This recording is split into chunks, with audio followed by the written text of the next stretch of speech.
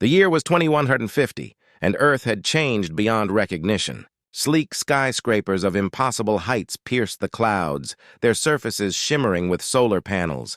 Flying vehicles zipped between buildings, their quiet hum a far cry from the noisy combustion engines of the past. In the streets below, people of all races mingled, their clothing styles a mix of the familiar and the futuristic. But the most significant changes were not on Earth's surface. High above, in geosynchronous orbit, massive space stations hung like artificial moons. These were not mere satellites, but gateways to the stars. Humanity had achieved what was once thought impossible, faster than light travel. It had been 50 years since the first contact with alien life. The memory of that day was still fresh in the minds of the older generation. July 15th, 2100, the day that changed everything. A small, sleek spacecraft had appeared in Earth's orbit, broadcasting a message of peace in over 100 Earth languages. The aliens called themselves the Zarkian, a species of tall, slender beings with iridescent skin and large almond-shaped eyes. They came not to conquer, but to welcome humanity into the galactic community. The news had sent shockwaves through human society. Religions crumbled and reformed, governments scrambled to adapt, and a new era of human progress began. In the decades that followed, humanity proved to be quick learners. With access to advanced alien technology, human scientists made leaps and bounds in various fields. Medical breakthroughs extended the human lifespan to well over 150 years. Quantum computing became commonplace, solving problems that would have taken centuries with old technology. But it was in space technology that humanity truly excelled. Within 20 years of first contact, humans had reverse-engineered and improved upon the Zarkians' faster-than-light drive. The first human-built interstellar ship, the HSS Prometheus, made its maiden voyage to Alpha Centauri in 2122, completing the journey in just under 2 days. Now, in 2150, humanity had established colonies on Mars, Venus, and several moons of Jupiter and Saturn. Mining operations in the asteroid belt provided an abundance of rare metals, fueling further technological advancements. But more importantly, humans had ventured beyond their solar system, establishing outposts in nearby star systems. Earth's rapid progress had not gone unnoticed in the galactic community. The Zarkian, once mentors, now watched with a mix of pride and unease as their human protege quickly caught up to their level of technology. Other alien species, older and more advanced than the Zarkian, began to take notice of the upstart species from the spiral arm of the Milky Way. In the grand hierarchy of galactic civilizations, Earth still ranked low.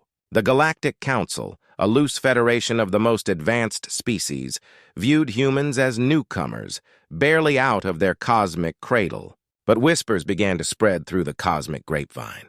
Humans were advancing too quickly. They were unpredictable, innovative in ways that made the older species uncomfortable. Some alien species saw potential in humanity. The Volans, a race of avian beings known for their diplomatic skills, advocated for increased cultural exchange with Earth. The Jixi, silicon-based life forms with a deep understanding of quantum mechanics, eagerly collaborated with human scientists on cutting-edge research projects. But not all aliens were so welcoming. The Drakons, a reptilian species with a vast empire spanning multiple galaxies, viewed humanity's rapid rise with suspicion. In their long history, they had seen many young species rise quickly, only to burn out just as fast. Some Draken leaders argued for containing human expansion, citing the potential threat to galactic stability. Humanity, for its part, was still grappling with its new place in the universe. The initial euphoria of first contact had given way to a more complex reality. While many humans embraced the idea of a galactic community, others feared the loss of human identity and independence. Earth's governments had united under a global federation, recognizing the need for a unified front in cosmic affairs. The United Earth Government, headquartered in the sprawling megacity of Neo-Tokyo, worked tirelessly to balance human interests with galactic politics.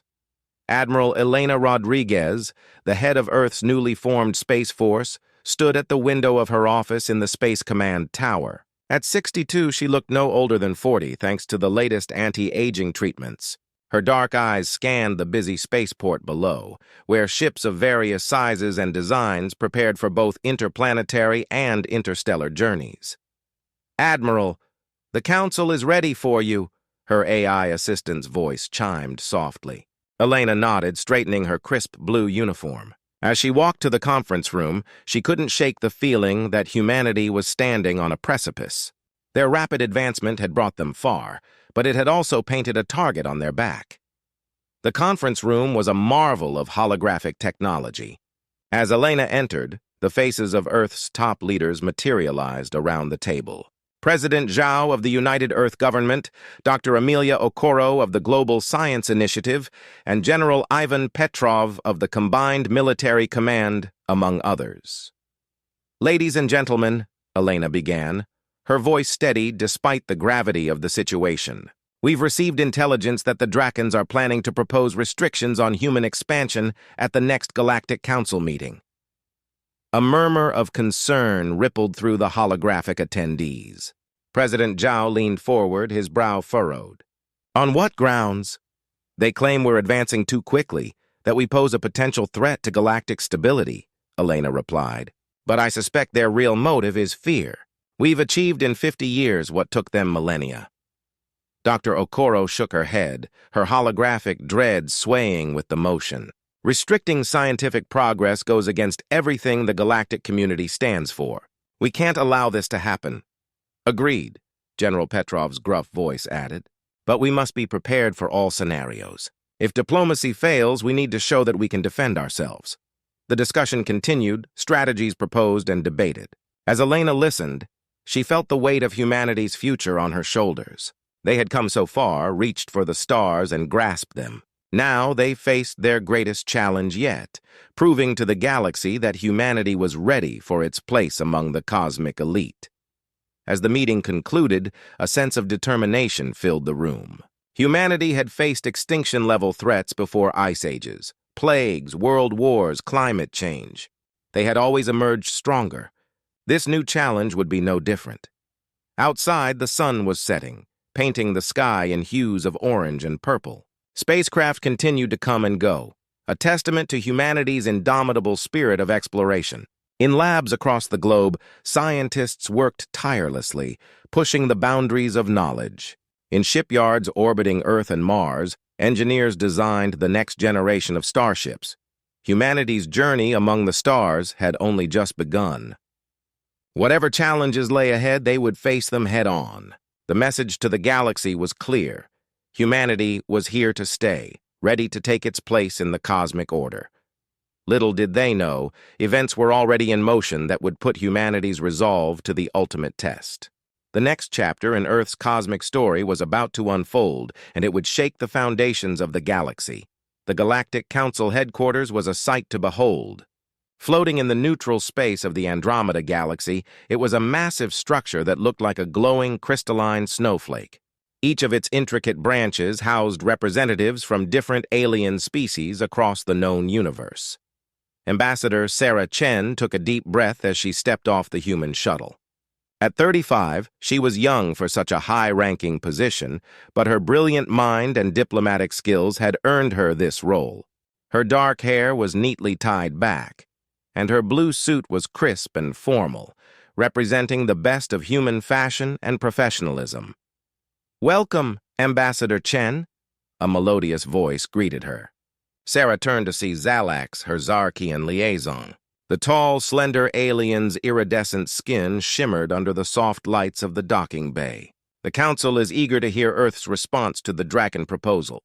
Sarah nodded, her face a mask of calm, despite the butterflies in her stomach. "Thank you, Zalax.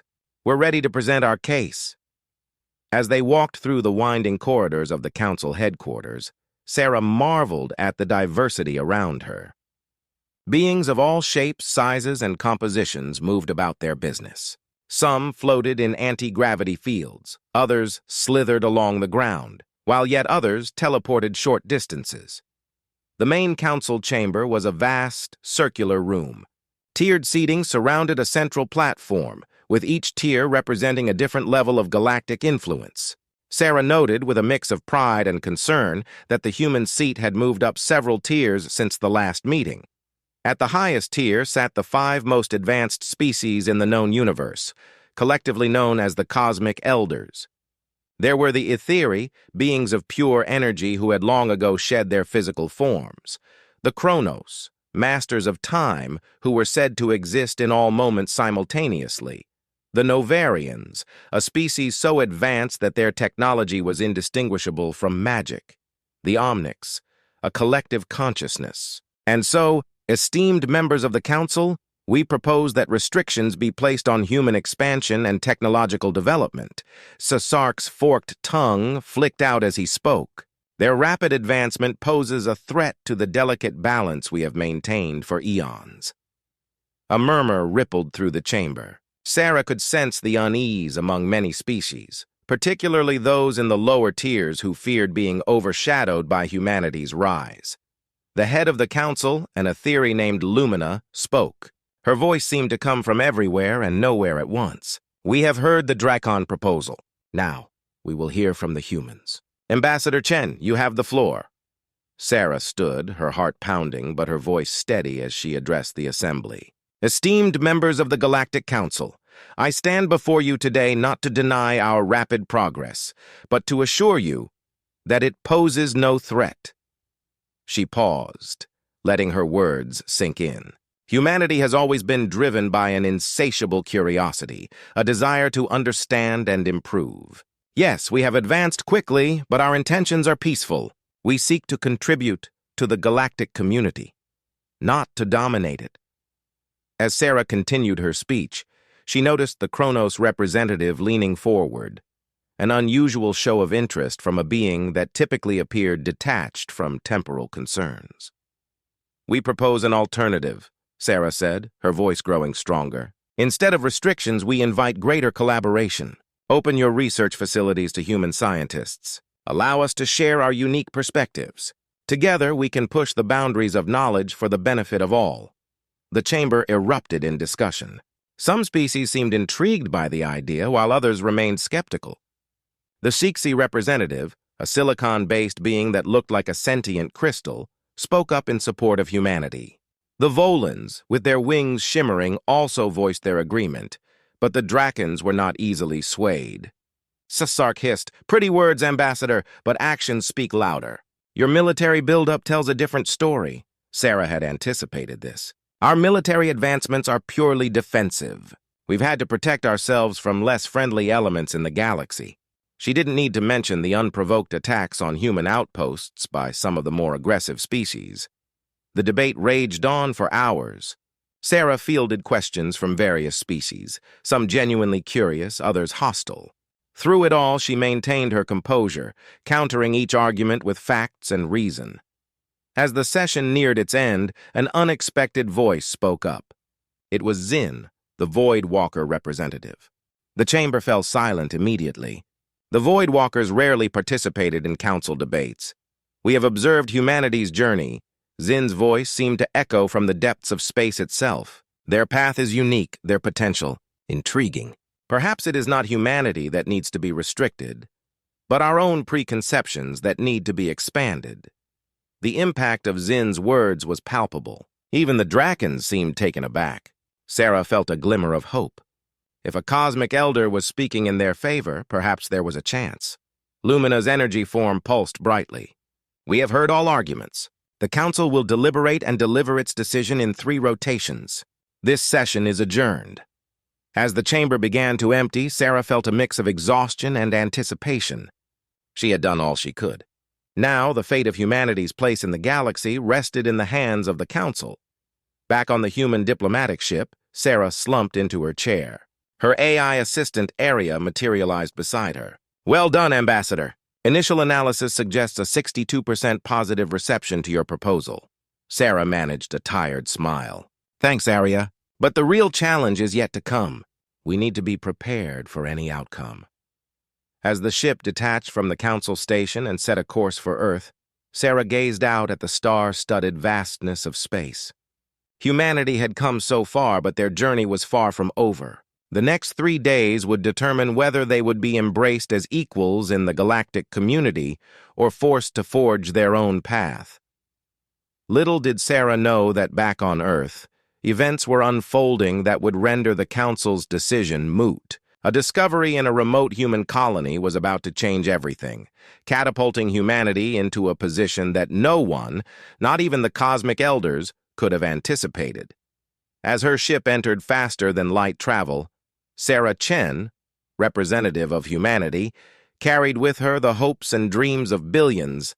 The stars streaked past, each one a reminder of the vast, unexplored potential that lay ahead. Whatever the Council decided, one thing was certain: humanity's adventure among the stars was only just beginning.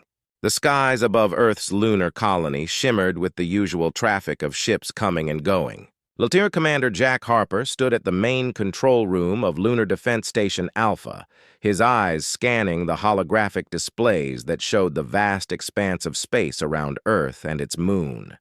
At 40, Jack was a veteran of Earth's Space Force, his face bearing the subtle marks of someone who had seen his fair share of action. His short, cropped hair was starting to gray at the temples, giving him an air of experienced authority. "Another quiet day in paradise, eh, Commander?" His second-in-command, Lieutenant Sarah Wong, quipped as she handed him a steaming cup of synthetic coffee. Jack smiled, taking a sip. "Quiet is good, Lieutenant. Quiet means—" He never finished the sentence. Suddenly, alarms blared throughout the station, red lights flashing urgently. The holographic displays erupted with activity, showing a strange anomaly appearing just beyond the moon's orbit. "What in the world?" Jack muttered, placing his cup down and leaning in to get a closer look. "Report!" Sarah's fingers flew over her console. "Unknown object, sir. It just appeared out of nowhere. No warp signature, no visual distortion. It's like it teleported in." Jack's mind raced. Teleportation technology of this scale was beyond even the most advanced known species. Size and configuration? Approximately 500 meters in length, sir. Oblong shape. No visible propulsion systems. Sir, it's heading straight for Earth. Jack's training kicked in. Sound the alarm. Alert Earth Defense Command. Prepare to intercept. The next few minutes were a blur of activity. As the strange object hurtled towards Earth, bypassing the moon's orbit, Jack coordinated with other defense stations and the Earth-based command. "Sir," Sarah called out, her voice tense, "we're picking up an energy buildup in the object. It's off the charts." Jack's blood ran cold. This was no peaceful visit. "Weapons free! Take that thing down!" From defense stations around the moon and Earth, energy beams and kinetic projectiles launched towards the intruder. The object, despite its size, moved with impossible agility, dodging most of the attacks. Those that did hit seemed to be absorbed by some kind of energy field. "Keep firing," Jack ordered, watching as the object drew closer to Earth. He silently thanked the foresight of Earth's leaders in building such a robust defense network. If this had happened just a decade ago, suddenly the object stopped, hanging in space just outside Earth's atmosphere. For a moment, everything was still. Then, without warning, it fired. A beam of energy, unlike anything Jack had ever seen, shot towards the planet. Jack's heart leapt to his throat, expecting to see devastation on an unimaginable scale.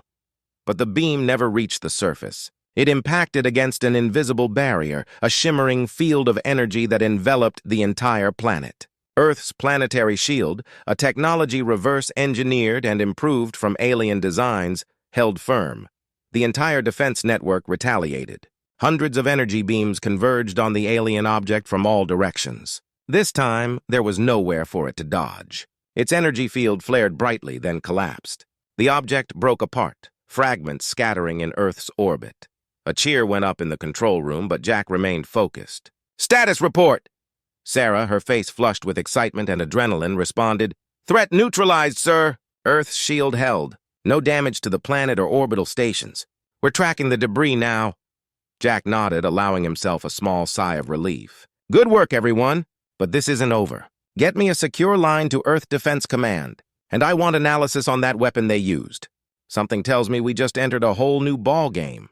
As the adrenaline of the moment faded, the implications of what had just happened began to sink in. An unknown alien force had just attempted to attack Earth using technology that surpassed anything seen before, and humanity had not only survived, but had decisively won the encounter. Hours later, Jack found himself in a high-level briefing, holographically projected into a secure room deep beneath the Pentagon. Military leaders, scientists, and government officials from around the world were present, either in person or via hologram. Admiral Elena Rodriguez, her face grim, addressed the assembly. "Ladies and gentlemen, we've just survived our first true extraterrestrial attack. Thanks to our defense network and the planetary shield, we've emerged unscathed. But we need answers." Dr. Aisha Patel, the lead scientist of the Global Research Initiative, stepped forward. Her hologram flickered slightly as she pulled up data screens. "The technology used in this attack is, well, it's beyond anything we've encountered. The energy readings are off the charts. It's not just advanced, it's like it operates on principles we don't yet understand. Could it be the Drakons?" someone asked. "They've been pushing for restrictions on our development." Admiral Rodriguez shook her head. "Unlikely. This tech is beyond even their capabilities. Besides, an overt attack like this isn't their style." Jack spoke up, his hologram leaning forward. "Whatever it was, it knew exactly where to hit us. It bypassed our outer defenses like they weren't even there. This wasn't a random encounter. We were targeted." The room fell silent as the weight of his words sank in. Humanity, still finding its footing in the galactic community, had just become the target of an unknown, incredibly advanced alien force. "What about the debris?" another voice asked. "Surely we can learn something from that." Dr. Patel nodded. "We're analyzing it now. Preliminary results show materials we've never seen before. It's going to take time to understand what we're dealing with." As the discussion continued, theories were proposed and debated. Was this a test from the cosmic elders? A new, unknown species making first contact in the worst way possible? Or something even more sinister? Jack listened to it all, his mind racing. He couldn't shake the feeling that this was just the beginning. Humanity had proven itself capable of defending against this threat, but at what cost? And what would come next? As the meeting wrapped up, Admiral Rodriguez addressed Jack directly. "Commander Harper, I want you to head up a task force. Work with Dr. Patel and her team. Find out where this thing came from and what it wanted. And more importantly, figure out if there are more of them coming." Jack nodded solemnly. "Yes, ma'am." As Jack's hologram faded out, he found himself back in the lunar station. Through the window, he could see Earth, peaceful and blue. But now, that view was tinged with a new perspective. The galaxy had just become a much more dangerous place, and humanity was at the center of it. In the coming days, as news of the attack spread, Earth's population oscillated between fear and a newfound sense of pride. They had faced an unknown threat and emerged victorious. But questions remained. Who were these attackers? What did they want? And most importantly, would they return? As Jack gazed at the teams of scientists poring over the alien debris, he couldn't help but feel that humanity was standing on the precipice of something monumental. They had proven themselves on the galactic stage, but at what cost? And what challenges lay ahead? One thing was certain. The incident had changed everything. Humanity's place in the universe would never be the same again. The United Earth Government's emergency session was in full swing. The Grand Assembly Hall in Neo-Tokyo buzzed with tension as leaders from every nation on Earth gathered to address the alien attack that had occurred just days ago. President Amelia Zhao stood at the podium, her normally calm demeanor showing signs of strain. At 55, she had led Earth through numerous crises, but nothing quite like this. The weight of the entire planet's future rested on the decisions they would make today. "Ladies and gentlemen," she began, her voice echoing through the hall, "we face an unprecedented situation. An unknown alien force has attacked Earth, and thanks to our advanced defenses, we've survived. But we must now decide how to move forward." The hall erupted in a cacophony of voices, each leader wanting to be heard. President Zhao raised her hand, calling for silence. "We have several options before us," she continued. "Dr. Patel, if you would present your findings." Dr. Aisha Patel stepped forward, her hologram materializing next to the president. "Thank you, Madam President. Our analysis of the alien debris has revealed technology far beyond our current understanding. The energy weapon they used operates on principles we've never seen before. It's not just advanced, it's alien, in the truest sense of the word. Murmurs rippled through the assembly. Dr. Patel continued, however, the fact that our planetary shield held against this weapon is significant. It proves that while we may not understand their technology, we are capable of defending against it. A hand shot up from the audience. It was General Ivan Petrov, the gruff leader of Earth's combined military command. Dr. Patel, what you're saying is that we got lucky. We need to prepare for the next attack. I propose we divert all resources to military research and development. Another voice chimed in. It was Ambassador Sarah Chen, recently returned from the Galactic Council. We can't just militarize. This could be a misunderstanding. We should try to communicate with them, understand their intentions. The debate raged on, with leaders arguing for various courses of action. Some supported General Petrov's call for military buildup. Others sided with Ambassador Chen, advocating for diplomatic solutions. Still others suggested isolation, arguing that Earth should cut off all contact with alien civilizations until they were better prepared. As the arguments grew more heated, a quiet voice spoke up. It was Dr. Marcus Feng, the renowned philosopher and ethicist. "We're missing the point," he said, his soft voice somehow cutting through the noise. "This isn't just about survival or diplomacy. This is about who we are as a species and who we want to be in the face of this new threat." The room fell silent as Dr. Feng continued, "We've come so far. From our first steps on the moon to our colonies in distant star systems. We've faced extinction-level threats before and have always emerged stronger. This is no different. But we must decide. Do we cower in fear, lash out in aggression, or stand tall and face this challenge with the best of what humanity has to offer?" His words seemed to shift the mood in the room. President Zhao nodded thoughtfully. "Dr. Feng raises a valid point. We need a solution that embodies the best of humanity. Commander Harper, you've been on the front lines of this. What's your perspective?" All eyes turned to Commander Jack Harper, who stood up from his seat. "Madam President, distinguished leaders, I've seen firsthand what this alien technology can do. It's frightening, yes, but I've also seen what we can do.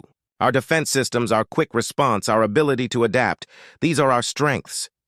He paused, looking around the room. "I propose a two-pronged approach. We continue to build our defenses not out of fear, but out of prudence. At the same time, we double down on our exploration and scientific endeavors.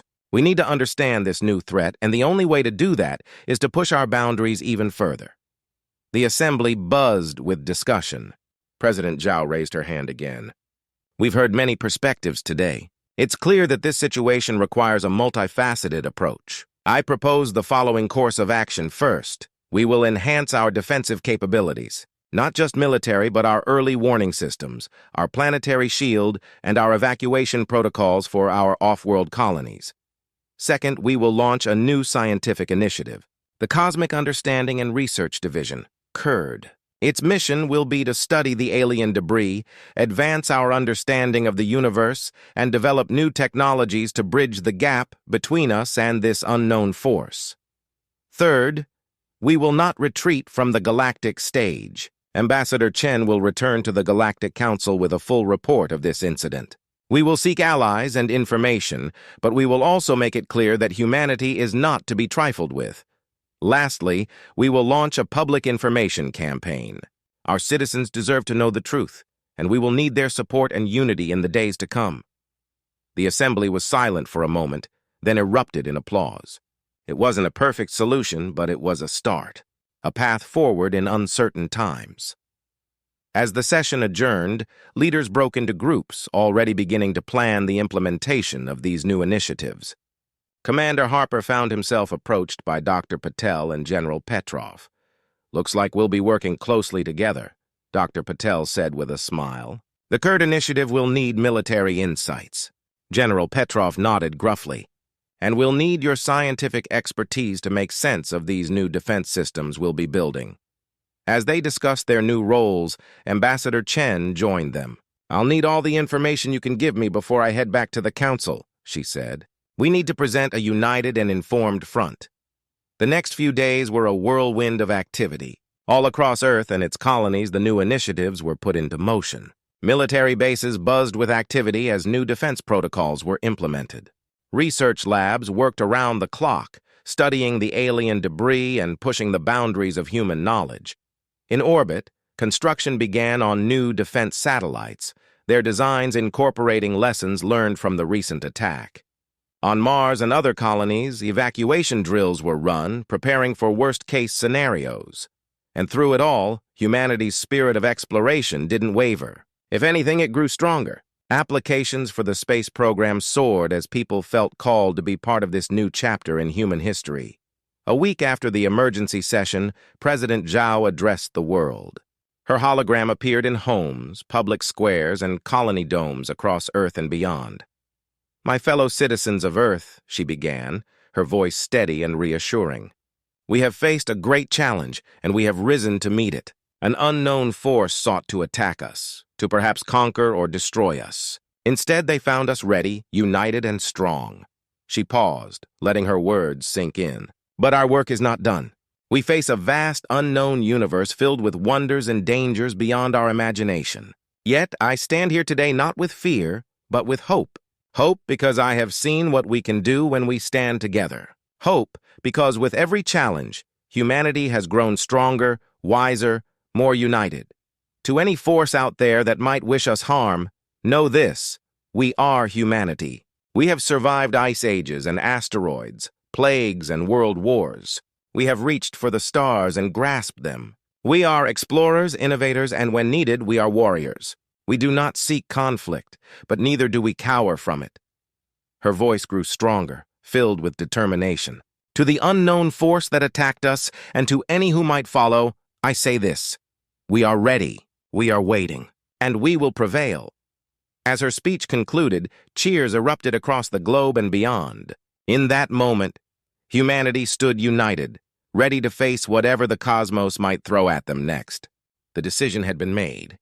Humanity would meet this new era head-on, with courage, curiosity, and an unwavering spirit. Little did they know, somewhere in the vast expanse of space, their message was being received. And the response would change the course of galactic history forever. The atmosphere in the Global Communications Center was electric. Located deep beneath the Rocky Mountains, this ultra-secure facility was the heart of Earth's interstellar communications network. Today, it would serve as the launch pad for humanity's most important message yet.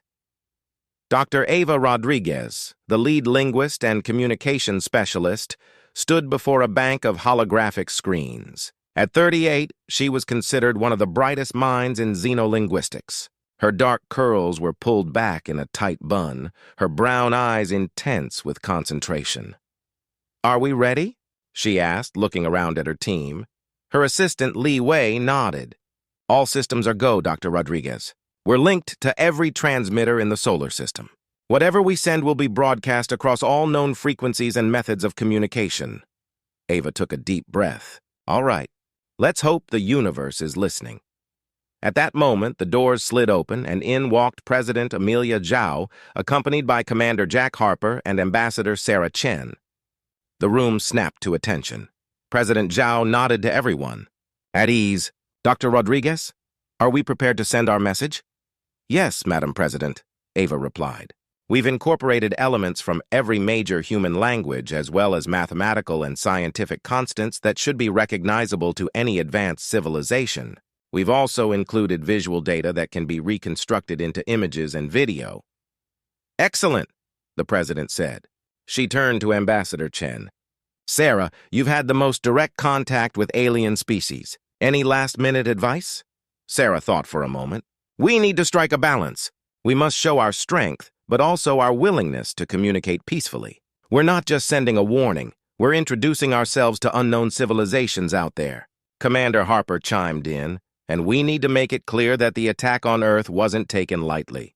We're not aggressive, but we're not pushovers either." President Zhao nodded, taking in their input. She stepped up to the central console, where a small holographic sphere pulsed gently, waiting for her command. This sphere represented the message they were about to send, containing within it the essence of humanity's resolve. "Let's proceed," she said. Ava nodded and began the transmission sequence. The room hummed with energy as the most powerful transmission array ever built by human hands came to life. The message began with a series of prime numbers, a universal language of mathematics. This was followed by imagery, the periodic table of elements, diagrams of DNA, and visual representations of fundamental physical constants. Then came a series of images and videos, carefully chosen to represent human history and culture. The first human footprint on the moon, the grand opening of the Mars colony, the signing of the United Earth Treaty. But it also showed Earth's beauty, its diverse ecosystems, the multitude of cultures, the triumphs of art and science. Finally, it was time for the verbal message. President Zhao stepped forward, her voice clear and strong. "To all sentient beings across the cosmos, we, the people of Earth, send greetings. We are a species of explorers, thinkers, and creators. We seek knowledge and understanding. We extend a hand of friendship to all peaceful civilizations. Recently, our world was attacked by an unknown force. We defended ourselves successfully, but this unprovoked aggression cannot go unaddressed. To those responsible and to any who might harbor similar intentions, hear us clearly. We are humanity. We have survived ice ages and asteroids, plagues, and world wars. We have reached for the stars and grasped them. We are explorers, innovators, and when needed, we are warriors. We do not seek conflict, but neither do we cower from it. Our history is long, our will is strong, and our potential is limitless.